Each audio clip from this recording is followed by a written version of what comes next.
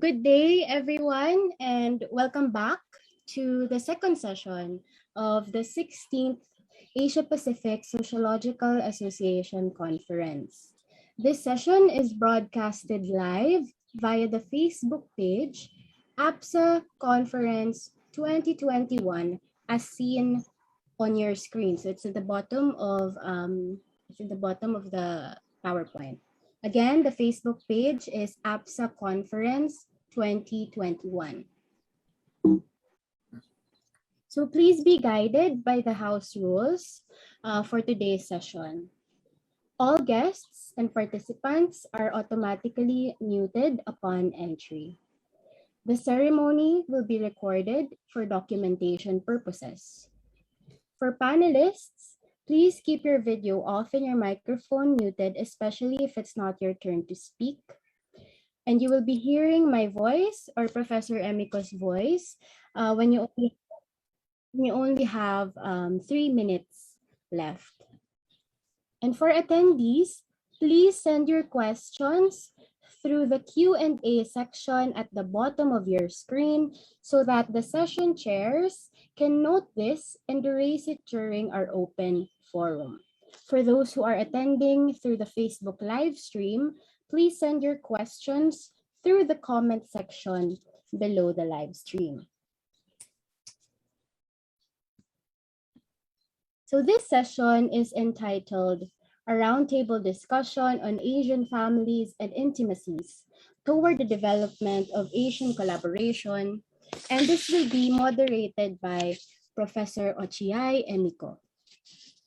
Professor Emiko is a professor of sociology at Kyoto University, Japan. May I now give the floor to Professor Emiko.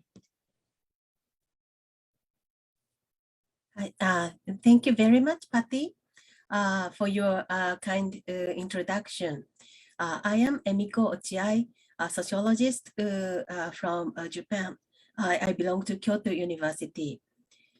It is a great honor and pleasure for me to have this opportunity to hold this panel in the meeting of APSA, Asian Pacific Sociological Association meeting.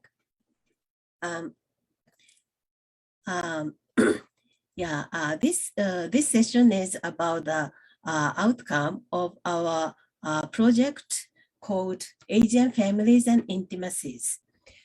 We recently published these books, 4-volume set from Sage, India. This is the outcome of our 13 years collaboration. We started this project in 2009, 8 or 9.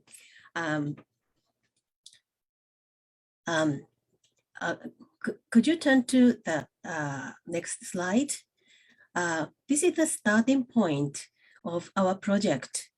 We are worried about a way of Asian people's knowledge production on other Asian societies.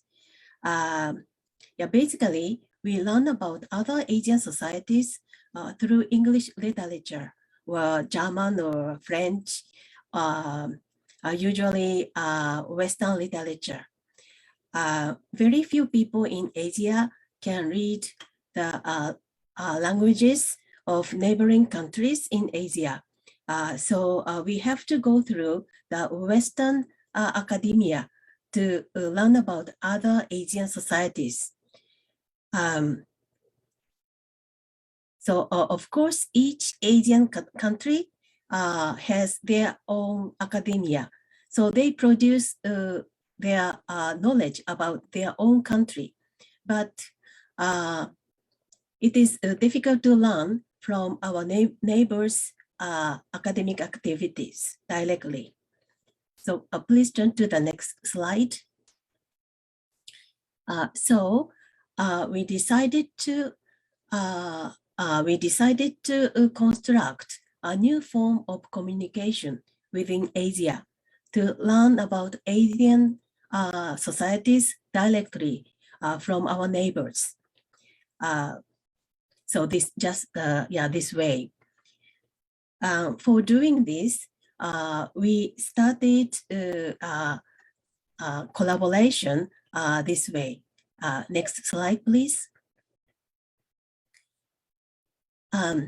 We constructed a group called KIKASU, Kyoto International Consortium for Asian Studies.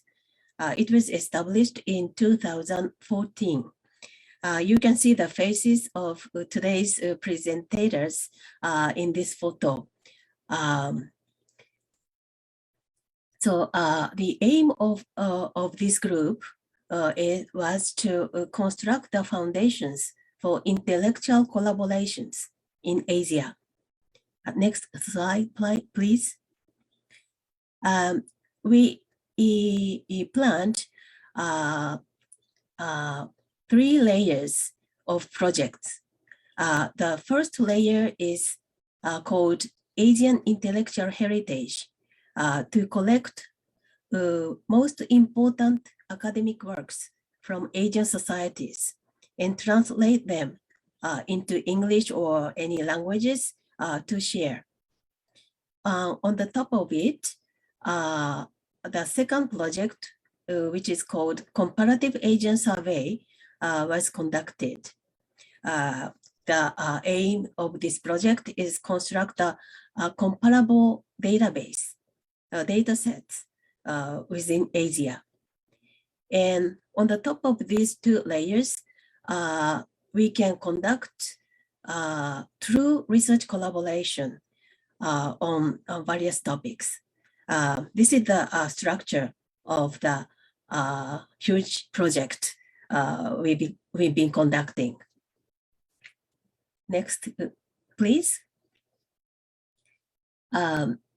So for constructing Asian studies in the 21st century, we have to change the global mode of knowledge production to deconstruct the binaries between the West and the East, and to reject Orientalism, and to construct Asia from Asian perspectives. And we need to build a common intellectual platform for Asian collaboration. This is what we had in our mind. Next slide, please. And the very basis of the 3 layers, we conducted this Asian Intellectual Heritage Project to collect, translate, disseminate key texts of Asian academic heritage, especially those originally written in local languages from insiders' perspective, without the mediation and distortion, by going through European and North American academic circuits. And next, please. And this is the outcome of our project. It's called Asian Families and Intimacies. So this is the first project conducted under the larger name of Asian Intellectual Heritage. But so far we have only produced this result, only about Asian families and intimacies. So I really hope that the people in the audience will follow us to produce the next book series on different topics.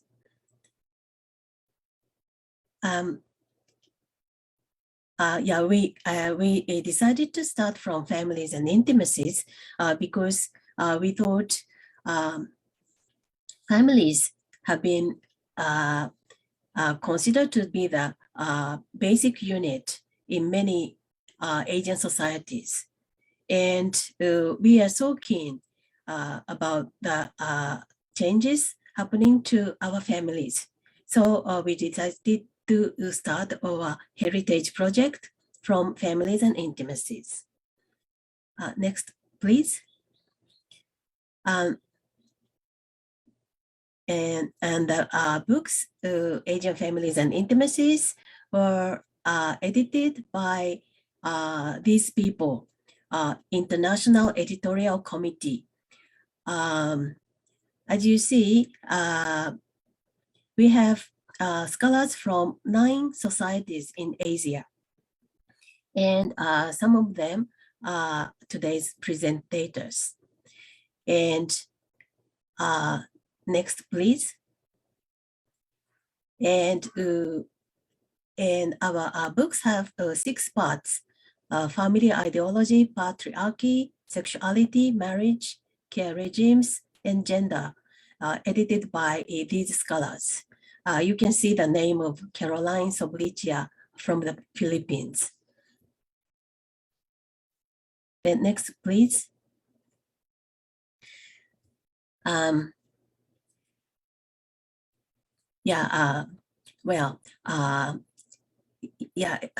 Sorry. After reading the 56 chapters we collected, I was a bit lost because of the diversity of the chapters, the contents. But so I spent time to understand the structures behind these 56 chapters. And so this is my trial to understand the basic structures in Asia. I hope to share it with you. I think it's important to understand Asia as multi-layered diversity. At the very basis, kinship structure exists. There are different kinship structures like patrilineality, bilaterality, matrilineality, and among them, patrilineality and bilaterality are the 2 major structures. So we can divide Asia into 2 areas, 2 regions, patrilineal Asia and bilateral Asia. This basic difference is still working now. Next slide, please. And in history, what happened was the civilizations by the 3 civilizations, Chinese, Indian, and Islamic one. Those civilizations changed the societies around them. So those civilizations in patrilineal Asia changed the societies in bilateral Asia. It happened in Southeast Asia. I understand Korea, Japan, Taiwan, Vietnam, Southeast Asian societies. If we look at its basic structure, kinship, and of course, Thailand, Philippines, and Indonesia. But they received the influence from different civilizations in history, and they transformed to some extent. This is the history of Asian families and intimacies and gender. Next, please. And after that, modernization occurred. It is a kind of civilization, but it has some universal effect because of its because it covers the whole globe. So all the societies are influenced by modernization, but the influence is a bit different by the areas of the societies. Okay, so this is the picture I have in my mind to read the chapters in these volumes. So I will give the chances to talk about their own views to our co-editors. Thank you very much. This is the end of my introduction.